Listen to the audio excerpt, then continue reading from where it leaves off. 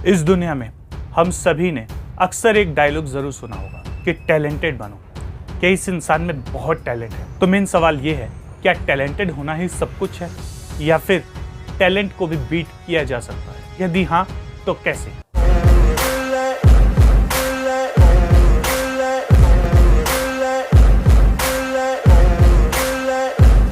हाय दोस्तों, मैं राजन शर्मा आ चुका हूं एक नई वीडियो के साथ।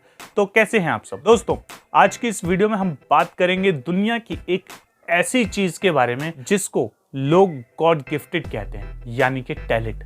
टैलेंट एक ऐसी चीज है जो कि गॉड गिफ्टेड माना जाता है और ये भी माना जाता है कि अक्सर कुछ लोगों में कुछ खास प्रतिभाएं होती हैं जो प्राकृतिक रूप से विकसित होती हैं, जिसकी वजह से वो किसी फील्ड में या किसी काम में सबसे बेस्ट होते हैं। उनके साथ कोई भी कंपटीशन कर ले लेकिन कोई उनसे जीत नहीं पाता क्योंकि वो लोग टैलेंटेड होते हैं। तो अब मेन सवाल आता है कि क्या टैलेंट को बीट किया जा सकता है? तो जवाब है हाँ, टैलेंट को बीट किया जा सकता है मेहनत के दम पर।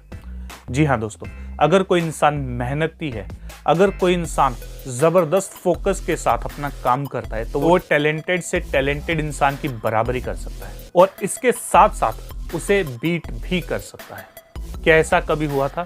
महाभारत का आपको एक एग्जाम्पल बताता हूँ। महाभारत में हम सभी ने अश्वत्थामा का नाम जरूर सुना है। कहा जाता है कि जब वो तीर को पकड़ते थे तो कई बार तीर उनके हाथों में ही टूट जाते थे, इतनी पावर थी उनके हाथों में। जब महाभारत का युद्ध हो रहा था तो बीच में अश्वत्थामा का प्रवेश हुआ युद्ध के दौरान, तो उस समय उनको लोहे के यानी कि मेटल के तीर दिए गए, जिसकी वजह से उन्होंने पांडवों में तबाही ला दी। लेकिन उस समय अर्जुन अश्वत्थामा के सामने आकर खड़े हो गए, लेकिन उन्होंने जब देखा कि इसे हरा पाना इतना इजी नहीं है तो उन्होंने उसके मेटल तीरों को ही डिस्ट्रॉय कर दिया, जिसकी वजह से अश्वत्थामा को युद्ध से पीछे हटना पड़ा। आजकल हर कोई ऐरा गैरा नत्थु खैरा, हर कोई अपनी एक अलग ही महाभारत लिख कर बैठा है। अगर आप सचमुच वेद व्यास द्वारा लिखी गई महाभारत को यदि आप पढ़ते हैं तो उसमें आप पाएंगे कि अर्जुन किस तरह से फोकस थे। एक दिन द्रोणाचार्य ने खाना परोसने वाले इंसान से कहा कि कभी भी अर्जुन को अंधेरे में खाना मत देना,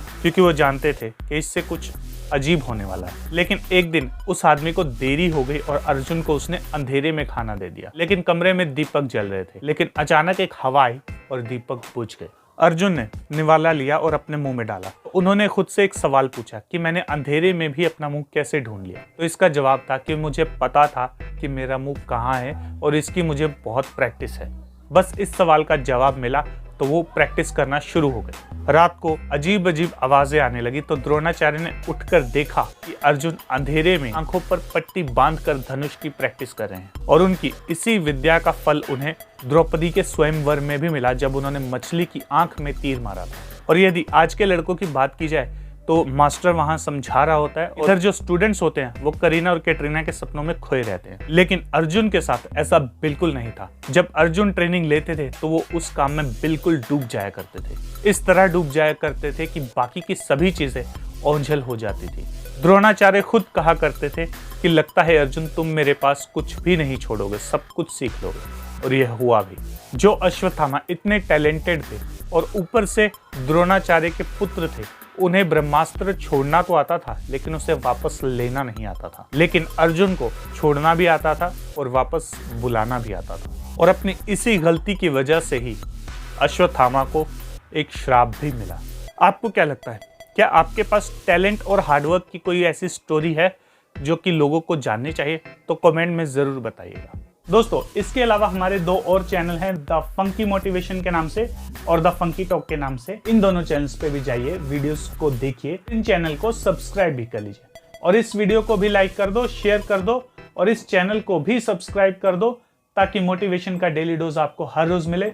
तो मिलते हैं अगली वीडियो के साथ, तब तक के लिए स्टे इंस्पायर्ड, स्टे रॉ।